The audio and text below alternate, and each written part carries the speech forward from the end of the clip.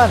Ito ang giit ng Sandigan Bayan sa gitna ng mga kilos protesta kaugnay ng plunder ni Senator Rodante Marcoleta. Narito ang agenda report ni Joan Manalo. To the general public, I just want to say this: do not fear, do not be anxious, because the court, ang Judikatura, is here to provide a peaceful forum for the resolution of disputes inside the courtroom and not in the streets.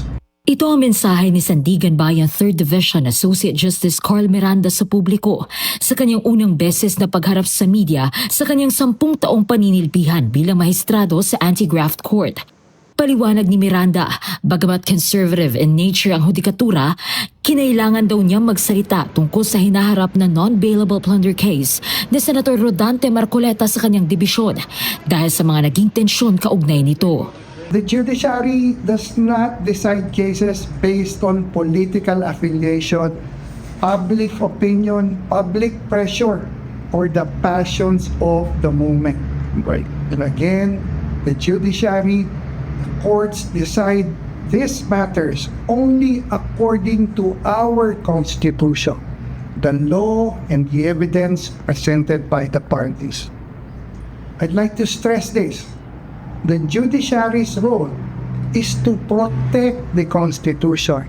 Hawak ng Sandigan Bayan 3rd Division ang plunder case ni Marcoleta kaugnay sa hindi nito pagdeklara ng 75 million pesos na campaign donation mula sa kanyang mga kapwa-akusadong sina dating anak kalusugan Congressman Mike Defensor at mga negosyanteng sina Aristotel Viray at Joseph Espiritu. Hinarap ni Miranda ang media matapos ilabas ang warrants of arrest laban sa apat. This is what I can guarantee you.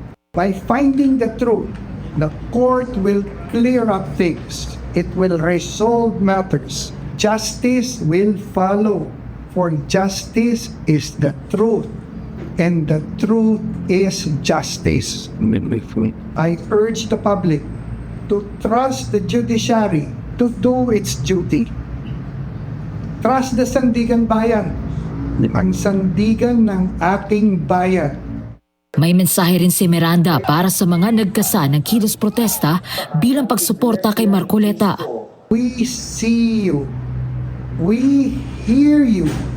We understand you.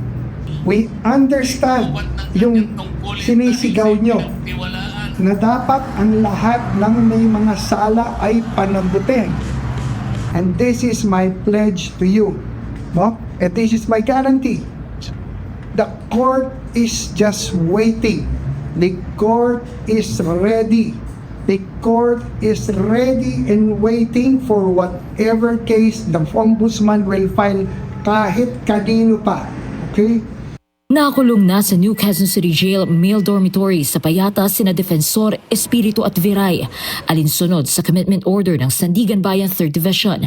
Si Marcoleta naman mananatili muna sa PNP General Hospital sa Camp Crame hanggang sa makumpleto ang kanyang medical examination. Inaasahan ang arraignment ni Marcoleta, Defensor, Viray at Espiritu sa Biyernes, July 10. Para sa agenda, Joan Manalo, Billionario News Channel. Manatiling nakatutok sa Billionario News Channel. Sumubaybay sa aming social media accounts at mag-subscribe sa aming YouTube channel para sa mga eksklusibong balita at storya.